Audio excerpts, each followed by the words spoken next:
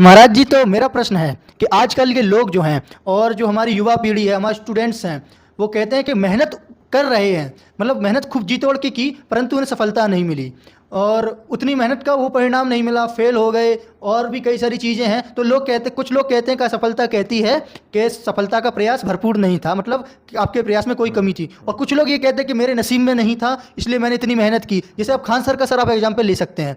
उन्होंने कितनी पढ़ाई की, सब कुछ किया, एनडीए का सब कुछ निकाल लिया, परंतु वो मेडिकल में रह गए। आज फिर उन्होंने शिक्षा के रूप में आए और इतने बड़े शिक्षक हैं, तो उनका वहाँ नसीब काम किया। तो सर मैं ये पूछना चाहता हूँ महाराज जी कि ये हमारा जो युग है, ये दुनिया कर्म प्रधान है कि ये भाग्य भाग्य प्रधान प्रधान है? है।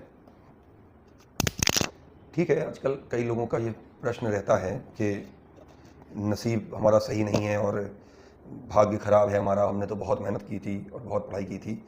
तो सबसे पहली बात तो ये है कि जिस दिन आप गर्भ में आते हैं, जब भी आप का प्रोसेस में आते हैं आप दुनिया की, तो आपके भाग्य की रचना पहले ही हो जाती है।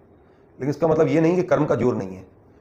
किसी की ज़िंदगी को आगे बढ़ने के लिए भाग्य और कर्म दोनों पहलू आगे जाते हैं साथ में। अब जैसे भाग्य की ही अगर आप बात मान लें तो कि भाग्य हमारा तो बहुत अच्छा है, बहुत अच्छे परिवार में जन्म लिया, तो आपने कई परिवार देखे होंगे जिन्होंने भाग्य को तवज्जो दिया, बच्चों ने अच्छे से पढ़ाई नहीं की, अच्छी शिक्षा ग्रहण नहीं की, तो बाद में मिट्टिया मीट हो गई। तो भाग्य बहुत अच्छा था, तब तो आपको बहुत अच्छे परिवार में जन्म हुआ। जैसे आप अंबानी फैमिली को देख लो आप, तो उनके जो 2 पुत्र हैं उनमें एक पुत्र बहुत आगे निकल गए और दूसरे तो शायद डिस्टर्ब ही हो गए, है ना। तो उसमें भी कई उन्होंने प्रयास किए। तो भाग्य काम करता है लेकिन कर्म भी साथ में काम करता है। तो जैसे हमारी रामचरितमानस में दिया गया है, कर्म प्रधान मिश्र चिराखा, जो जस करेंगे तो तस फल चाखा। तो जन्म के बाद आपकी एक चेतना जब जाग जाती है, आप थोड़ा बड़े हो जाते हैं, उम्र में आ जाते हैं, आप 6, 7, 8, 9 तक आप पहुंच जाते हैं, उसके बाद कर्म तो काम करने ही लगते हैं। बाल्यकाल में आप जैसे कभी चोट खा ली या कहीं चोट लगी या पैर टूट गया या कोई विशेष घटना हो गई, तो वो आप भाग्य के लिए मान सकते हैं, वो होता भी है, वो भाग्य लेके आए थे तो ऐसा हुआ, उसमें आपकी गलती नहीं है। लेकिन एक उम्र के बाद, युवावस्था और आपकी किशोर अवस्था आने के बाद आप कर्म का निर्माण करने लगते हैं अपने जीवन को बनाने के लिए। तो उस दौरान आप जो कर्म करेंगे वो आपके सामने आएंगे। जैसे जैसे हमारे कालिदास जी का एग्जाम्पल ले लीजिए। समाज में मूर्ख बोला जाता रहा उनको, वो जिस डाली पे बैठे हैं उसी को काट रहे हैं, लेकिन उन्होंने भी अच्छा खासा ज्ञान प्राप्त करके पूज्य योग बनाया अपने आप को। उन्होंने भी यही कर्म के लिए बोला था, है ना।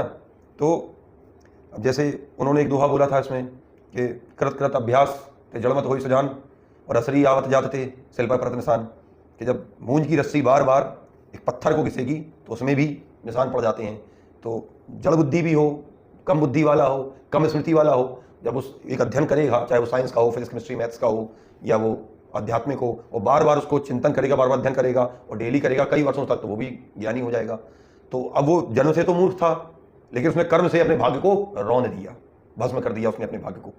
तो जो भी युवा पीढ़ी है उसको ये समझना चाहिए कि जो भी प्रारब्ध हमें मिला वो निश्चित मिलता है। पूर्व जन्म के कर्मों से आपको प्रारब्ध मिलता है, उसी हिसाब से आपका जन्म होता है। जैसे किसी का जन्म होता है बहुत गरीब फैमिली में जन्म हुआ, तो उसके सोर्सेज कंप्लीट नहीं हो पा रहे। कोई ऐसे परिवार में जन्म लिया कि उसके पास शुरुआत से ही 2-2, 4-4 गाड़ियाँ, नौकर चाकर लगे हुए हैं। तो पूर्व जन्मों के कर्म, कोई बहुत अच्छे पूजा पाठ घर में पैदा हो गया, कोई राक्षस प्रवृत्ति के घर में पैदा हुआ, तो पूर्व जन्मों का जो कर्म है वो आपके नए जन्म में जुड़ता है। उसी को आप कहते हैं भाग्य, प्रारब्ध या नसीब या किस्मत, ये जुड़ता है आपका। उसी पे ज्योतिष शास्त्र बोलता है हमारा, जो भारतीय ज्योतिष शास्त्र है। लेकिन जैसे उसमें जो बड़ी घटनाएं होती हैं आपके जीवन की, जीवन मृत्यु, ठीक है, कोई एक्सीडेंट हो जाना, ठीक है, तो वो निर्धारित होती हैं। लेकिन उनको भी कुछ चीजें हैं जो कर्म हैं, जो सत्कर्म हैं, दान पुण्य कर्म हैं, उनसे भी उनको कहीं हद तक बचाव किया जा सकता है। तो भाग्य और कर्म दोनों व्यक्ति के साथ चलेंगे, पहली बात। दूसरी बात, केवल भाग्य पे बैठ जाना, भाग्य को लेकर बैठ जाना, कर्म नहीं करना, तो व्यक्ति एकदम पशु प्रवृत्ति हो गया। पशु कभी नया कर्म नहीं करता। नया कर्म करके भाग्य को भस्म करके आगे बढ़ने की जो क्षमता, जो शक्ति है, वो केवल मनुष्य को प्राप्त है। पशु कर्म नहीं कर सकता, वो भाग्य पे ही निर्धारित है। जैसा मिलेगा मिलेगा, नहीं मिलेगा भूखे सो जाएंगे। तो कर्म की बात यह है कि अब जब कर्म चेतना आ गई, युवावस्था में आप आने वाले हैं, किशोरावस्था में आ गए, और अब आपको एक दायित्व दिया गया कि पढ़ाई करो या रिसर्च करो, जो भी आपको काम मिला, अब आप उसमें आप डटे हैं, अच्छे से लगे हैं, तो आपको क्यों नहीं रिजल्ट मिलेगा? भाई, आप कोई कहता है कि हमने बहुत पढ़ाई की, सही बात है, आपने पढ़ाई की ही नहीं है ठीक से, और आप में धैर्य नहीं है। भाग आपका बिल्कुल लगा हुआ है, आपने बिल्कुल बहुत अच्छे से पढ़ाई की है, पूरी साल अच्छे से पढ़ाई की है, फिर भी आपके कुछ नंबर उसमें कम रह गए। अब आपका काम आएगा यहाँ पे धैर्य। आप उस अपनी स्पीड को, अपनी गति को रोकिए मत, और फिर से लग जाइए एक बार उसी स्पीड से, तो आपको क्यों रिजल्ट नहीं मिलेंगे?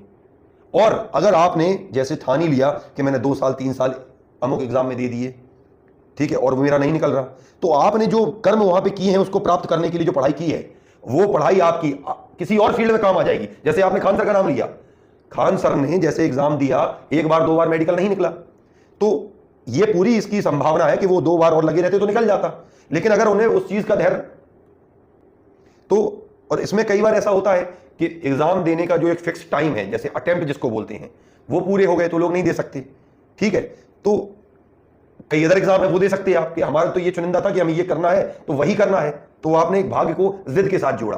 कई लोग होते हैं जो चारों अटेम्प्ट के बाद आईएएस नहीं बन पाते, लेकिन बहुत अच्छे आईपीएस अधिकारी नहीं बनने के बाद पीसीएस अधिकारी बन जाते हैं। आईपीएस ना बनने के बाद पीसीएस अधिकारी बन जाते हैं, उत्तर प्रदेश पीसीएस में बन जाते हैं, कई सारे एग्जाम में निकल जाते हैं, आरटीओ के अधिकारी बन जाते हैं। तो अगर आपने जिद के साथ जोड़ा कि ये तो ये नहीं तो कुछ नहीं, तो वो भी कोई बात नहीं। अब वो जिद वहां पूरी नहीं हुई कि आपने बहुत मेहनत की, अब अटेम्प्ट भी पूरे हो गए, तो यहां मानते हैं कि आपके भाग्य ने आपको टेक लगा दी। लेकिन जो आपने कर्म किए वो कर्म आपको आगे जाके, जैसे आप अच्छे शिक्षक बने, तो आपकी जो शिक्षा नीति बोलेगी वहां पे, क्योंकि आपने तैयारी बहुत की, पढ़ाई बहुत की, वो एक आम शिक्षक की नहीं बोलेगी वहां पे, क्योंकि कर्म भी आपका बहुत तेज चलता है वहां पे। जैसे हमारे गुरुदेव है प्रभु जी महाराज ने भी कहा है, अवश्यमेव भोक्तव्यम कृतम कर्म शुभाशुभम।